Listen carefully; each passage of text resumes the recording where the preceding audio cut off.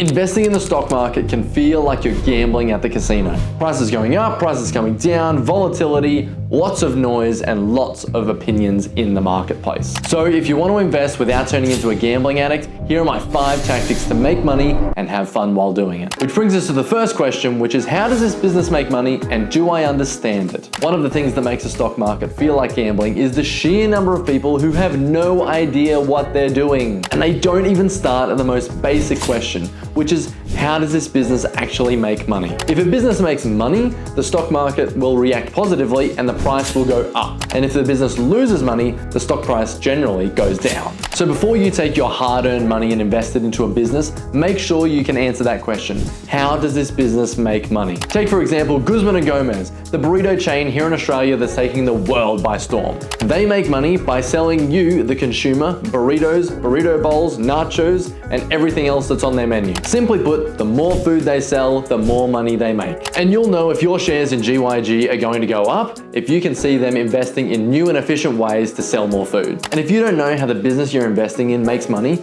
you're not going to know whether the share price should be going up or should be going down day to day. Once you've figured out the fundamentals of the business that you're investing in and how it makes money, then it's time for question number 2, which is how is this business worth more tomorrow than it is today? Everything to do with the value of a company comes from growth. What is the business that you're investing in doing to grow the company? You want to see a tangible investment by the company in new ways of doing things, better ways of doing things, and doing more of it. A company can do this by investing in either people, technology, or new markets where they haven't operated previously. Are they hiring high quality operators at the top? And are they scaling their vision beyond the people that currently run the businesses? Technology, are they investing in the right systems, processes, and the thing that's going to move the needle forward that is beyond just the people pulling the levers? Are they playing catch up with their tech, or are they at the cutting edge in their industry? And new markets, which is increasing your TAM or total addressable market, which is finding new customers in new places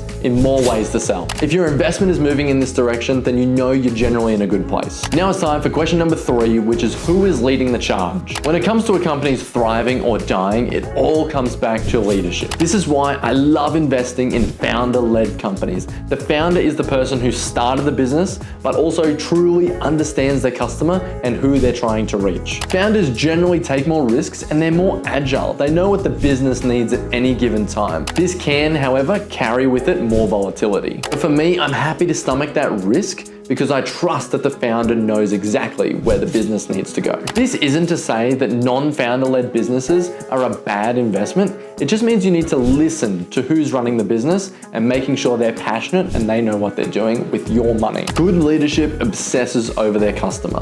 They know what they want, but most importantly, they know what they don't want. A bad leader is someone who's looking to squeeze their customers for every last penny. Good leaders can fix their business's weaknesses whilst doubling down on their strengths and what makes them great. Bad leaders just sweep the problems under the rug and focus solely on growth. By now, you've probably found some businesses that are worth investing in, but now it's time for the brutal question, what could kill this business? People think that if a business is listed on the stock market, they're too big to fail, but they couldn't be more wrong. When you're a publicly traded business, all your cards are on the table all the time. So all the competition knows exactly what you're up to and where you're going. This makes you vulnerable for disruption. We've already addressed the strengths, weaknesses, and opportunities in our first 3 questions, but we really need to dig into our threats. The question we need to ask is what will disrupt this business? Is it AI? Is it a new and more efficient competitor? Or is it something bigger, like a social change, just like the COVID pandemic that we had a few years ago? When we were all locked down, we became very used to ordering food online and attending events virtually. These attitudes and behaviors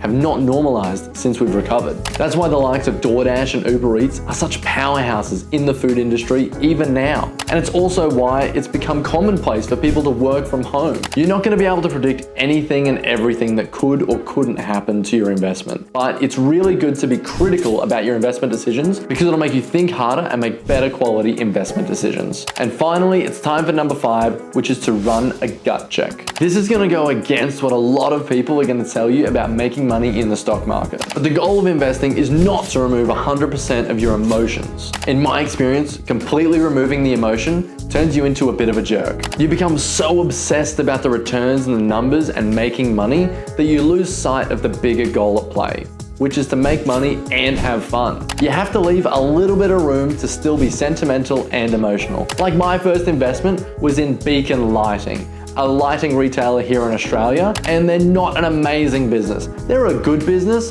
but they're not a great business. However, I love trading Beacon Lighting. It takes me back to my very first days in the stock market, learning how it all works, making a little bit of money, getting that dopamine hit and getting really excited. It sounds silly, but investing is a creative outlet. You're putting a piece of yourself inside this portfolio. So if you really like Tesla stock, you've answered all the other questions, but you still really like Tesla stock, buy Tesla stock. Pick stocks and businesses that you're genuinely interested in and that you enjoy the process of learning about. Because if you don't enjoy the process, you're not going to give it the attention that it needs. Investing should be a lifelong habit, and using these 5 tactics will ensure it stays that way for you.